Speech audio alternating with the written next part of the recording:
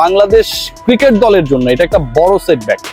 দুঃসংবাদটা হলো লিটন কুমার দাস, আপনারা সবাই জানেন বাংলাদেশের ক্যাপ্টেন, টি-20 ফরম্যাটের ইনফর্ম ব্যাটার, এবং তার অনুপস্থিতি বাংলাদেশকে ইন্ডিয়া এবং পাকিস্তানের বিপক্ষে টপ 4 এশিয়া কাপে কতটা ভুগিয়েছে।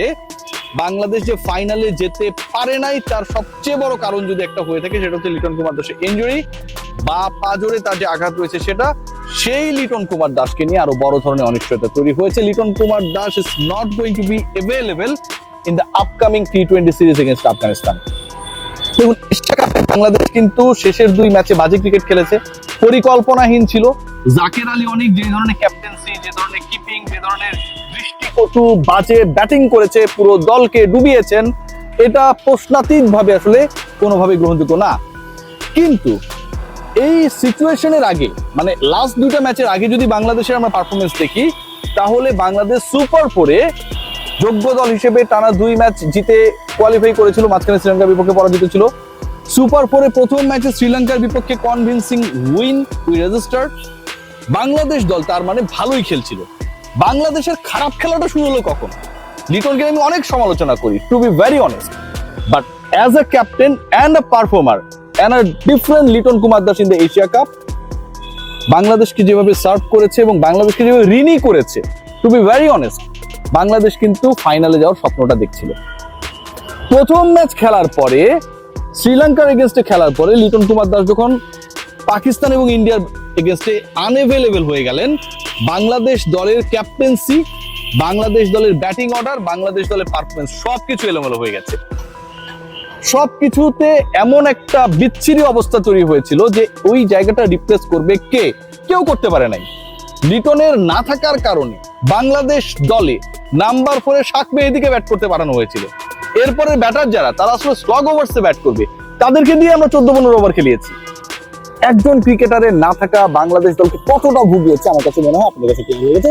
সেই Liton Kumar Das Asia cup ultimately আমাদের প্রিপারেশনের মঞ্চ, কিন্তু সামনে টি-20 বিশ্বকাপ রয়েছে। বাংলাদেশ টানা 3টা সিরিজে জিতেছে, শ্রীলঙ্কার এগেনস্টে, আফগানিস্তানের এগেনস্টে, 2টা শক্তিশালী দল টি-20-তে। শ্রীলঙ্কা গতকাল কি ফাইটটাই দিল ইন্ডিয়ার বিপক্ষে, তাদের এগেনস্টে ব্যাক টু ব্যাক ম্যাচ জিতেছে এশিয়া কাপে লিটনের ক্যাপ্টেন্সিতে। সেই লিটন কুমার দাস আপকামিং সিরিজে আফগানিস্তানের বিপক্ষে থাকছেন না, 2 তারিখ থেকে যে সিরিজটা শুরু হবে। এটা কোনোভাবেই আমাদের জন্য, বাংলাদেশ দলের জন্য, বাংলাদেশের প্রিপারেশনের জন্য এন্ড লিটনের জন্য অ্যাকসেপ্টেবল না।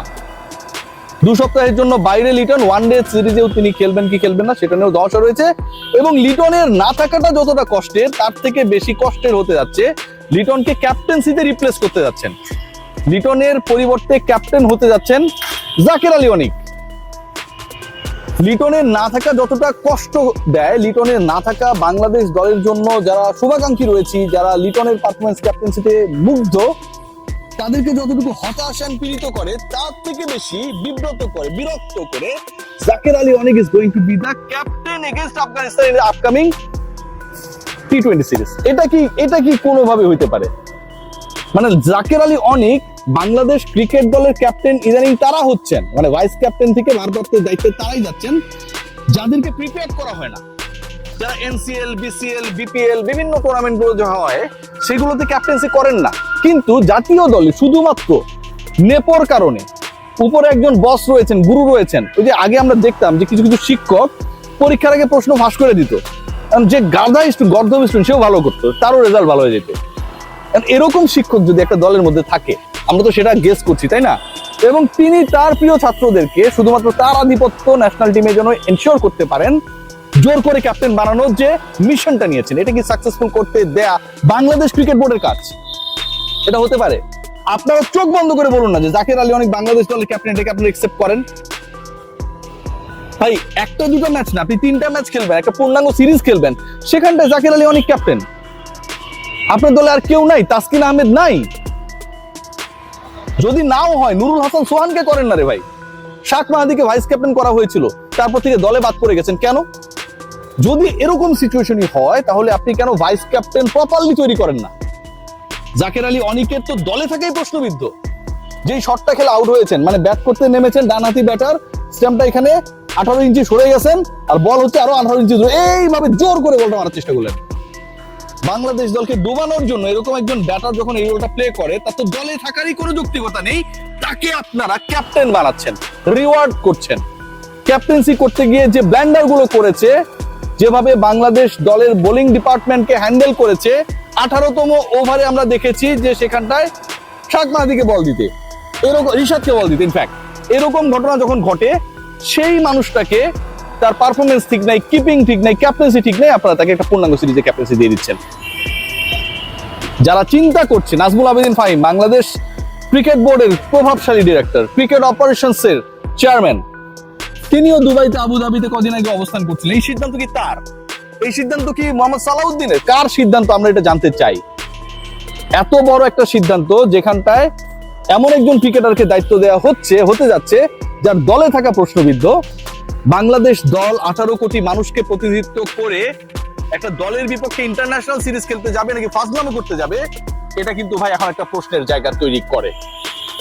লিটনের জায়গায় কে খেলবেন, ওই জায়গাটা রিপ্লেসমেন্টে কারা ঢুকতে পারেন, দলে নিশ্চয়ই কিছু নতুন খেলোয়াড় ঢুকবেন। সেই জায়গায় যেটা শোনা যাচ্ছে আফিফ হোসেন ধ্রুবর নাম ভালো করেছেন, এবং টপ অর্ডারে যদি সেটা করা হয় তাহলে সৌম্য সরকারকে খেলানোর একটা পরিকল্পনা রয়েছে। সৌম্য সরকারকে সুযোগ দেওয়ার ক্ষেত্রে এনসিএল টি20, আপনারা সবাই জানেন আল আরাফা ব্যাংক এনসিএল টি20 চলছে, অসাধারণ আয়োজন before the BPL, before the world cup. এবং এই আল আরাফা ব্যাংক এনসিএল টি20তে বাংলাদেশের ক্রিকেটাররা অন্তত 20 ওভারই ক্রিকেটের একটা প্রপার প্রিপারেশন নিচ্ছে। সেখানটায় সৌম্য সরকার গতদিনে একটা দারুণ ইনিংস খেলেছেন। গতদিন সেখানটা আমরা নাজমুল হোসেন শান্তকে ভালো খেলতে দেখেছি। আমরা দেখেছি আফিফ হোসেন ধ্রুব, তিনি এক্সেলারেট করেছেন, হাফ সেঞ্চুরি করেছেন, একটু স্লো ছিলেন, 111 স্ট্রাইক রেটে ব্যাট করেছেন। বাট মিডল অর্ডারে বাংলাদেশের যে বিশাল গ্যাপ, নাম্বার 4-এ যে আমরা প্রপার ক্রিকেটার পাই না, নাম্বার 3-তে প্রপার ক্রিকেটার পাই না, এই যে গ্যাপ, তাওহিদ হৃদয় 3-এ চলে আসলে 4-এ কে খেলবে, এই যে প্রশ্ন, এই প্রশ্নের উত্তর আমরা খুঁজে পাই না। সেখানটায় আফিফ হোসেন ধ্রুব আমার কাছে মনে হয় যতটুকু শোনা যাচ্ছে একটা রিপ্লেসমেন্ট হতে যাচ্ছেন। সেটা যদি হয় ভালো। একই সাথে আমি মনে করি যে মাহিদুল ইসলাম অঙ্কনের মতো কিছু ক্রিকেটার রয়েছেন যাদেরকে আসলে চান্সেস দেওয়া উচিত। যেই ক্রিকেটাররা আলটিমেটলি আমার ওয়ার্ল্ড কাপের পাইপলাইনে থাকবে, যেই ক্রিকেটারদেরকে আমি আমার আউট অফ ফর্ম ক্রিকেটারদের রিপ্লেসমেন্ট হিসেবে ফিউচারে ইউজ করব। ফেব্রুয়ারিতে টি20 বিশ্বকাপ আপনারা সবাই জানেন, তাদেরকে যদি আফগানিস্তানের মতো সিরিজগুলোতে না খেলি, না প্রিপেয়ার করে আমরা ডিরেক্ট কারো রিপ্লেসমেন্টে খেলানোর চেষ্টা করি, যেকোনো একটা উদ্ভূত পরিস্থিতিতে জাকের আলী অনেককে যেভাবে ক্যাপ্টেন্সি দেওয়া হয়েছে অ্যাপ্লাই করার চেষ্টা করি, সেটা কিন্তু ঠিক হবে না। সাইব হাসান দেখেন চান্স পাওয়ার পর যেভাবে খেলেছে, বাংলাদেশের পাইপলাইনে অন্তত আরো 3-4জন ক্রিকেটার রয়েছে। মিডল অর্ডারে আপনি সাব্বির রহমানকে কাজে লাগান, কেন লাগানো যাচ্ছে না?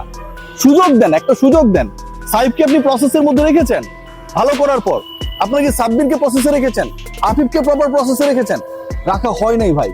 সৌম্য সরকার ভুতুরে ইঞ্জুরিতে বাদ পড়ে যাওয়ার পর কোথাও নেই।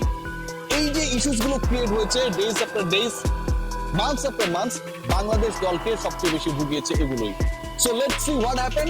আমার কাছে মনে হয় লিটন কুমার দাসের না থাকাটা বাংলাদেশ দলের জন্য একটা, একই সাথে তার থেকেও বড় বিরক্তিকর বিব্রতকর ঘটনা ঘটতে যাচ্ছে। Jaker Ali Anik is going to be the captain of Bangladesh in the upcoming series.